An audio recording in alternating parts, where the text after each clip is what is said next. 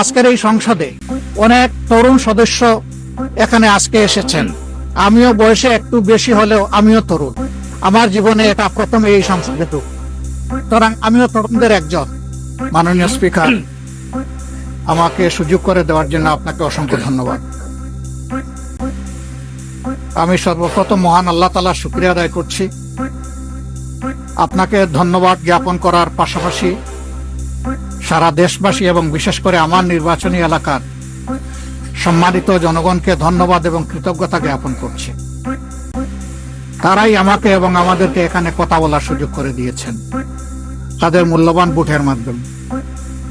আমি গভীর শ্রদ্ধার সাথে স্মরণ করছি 47, 52, 71, 90 শাপলা চত্বরে সম্মানিত শহীদ বৃন্দকে এবং ফ্যাসিস্ট আমলে 15.5 বছর যারা নির্যাতিত হয়ে দুনিয়া থেকে বিদায় নিয়েছেন, লড়াই করেছেন, আহত হয়েছেন, পঙ্গু হয়েছেন, আয়নাগরের বন্দী হয়েছেন, বিভিন্নভাবে যারা নিগৃহীত হয়েছেন, বিশেষভাবে আমি গভীর শ্রদ্ধার সাথে স্মরণ করছি 24 জুলাইয়ে যারা বুক চিতিয়ে লড়াই করে আমাদেরকে আজকের এই সংসদ গঠন করার সুযোগ তৈরি করে দিয়েছেন। তাদের মধ্যে যারা নির্যাতিত হয়ে দুনিয়া থেকে বিদায় নিয়েছেন, মহান রব্বুল আলমিনের দরবারে দোয়া করি আল্লাহ তাদের সকলকে শহীদ হিসাবে কবুল করুন। যারা আহত পঙ্গু হয়েছেন, আল্লাহ তাদেরকে সুস্থতার নিয়ামত দান করুন। আমরা সকলের প্রতি গভীর শ্রদ্ধাশীল, কৃতজ্ঞ, ঋণী। আজকের এই সংসদ গতানুগতিক কোন সংসদ নয়, এটা 24 রক্তের উপর দাঁড়িয়ে থাকা একটি সংসদ।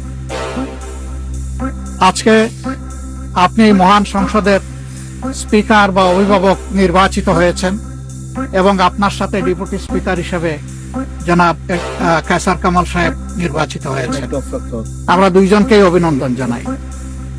মাননীয় স্পিকার, বাংলাদেশের স্বাধীনতার পরপর 55টি বছর আমরা অতিক্রম করে এসেছি। এই দেশের সংসদ এবং সংসদীয় রাজনীতি সত্যিকার অর্থে খুব কম সময়ে কার্যকর ছিল। অল্প যেটুকু সময় ছিল জনগণ তার সুবিধা পেয়েছে। বেশিরভাগ সময় ফ্যাসিজমের কবলে পড়ে এই সংসদ ছিল অনেকটা দামি সংসদ, অকার্যকর।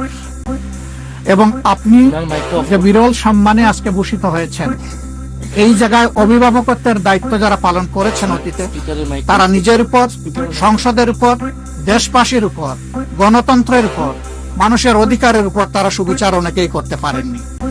আমরা আশা করি আপনার এই অভিভাবকত্বের জায়গা থেকে, আপনি যদি একটা দল থেকে নির্বাচিত হয়ে সংসদে এসেছেন, কিন্তু ইতিমধ্যেই আপনি ঘোষণা দিয়েছেন যে আপনি জাতীয়তাবাদী দলের স্থায়ী কমিটির সদস্য পদ থেকে পদত্যাগ করেছেন। এখন আপনি সকলে, আমরা মনে করি আপনার কাছে সরকারি দল এবং বিরোধী দল আলাদা কিছু হবে না। আপনার কাছে আমরা সুবিচার পাবো, জাতির কল্যাণে যে কথাগুলা বলতে চাইবো সেই কথাগুলা বলার সুযোগ আপনার কাছ থেকে পাবো। আপনার নেতৃত্বে এটি একটি গতিশীল সংসদ হবে, এটা আমরা আশা করতে চাই। আমরা আশা করতে চাই অতীতে যে মন্দ নজির সৃষ্টি হয়ে বিভিন্ন সময়, এটি নতুন করে আর হবে না।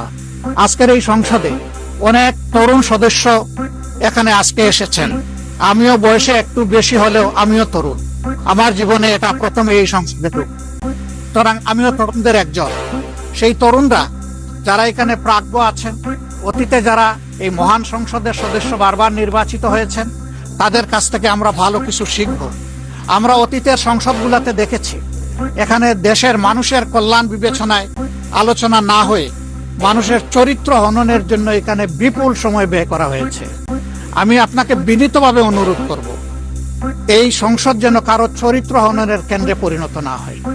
আপনার কাছ থেকে কেউ সামান্যতম সুযোগও যেন এই ব্যাপারে না পায়। আমরা চাই এই সংসদ শুধুমাত্র জনকল্যাণে প্রতিষ্ঠিত হবে এবং পরিচালিত হবে। কি বুঝলা? যা হয় সব মাশাআল্লাহ। দুবার ভুল করা যাবে না।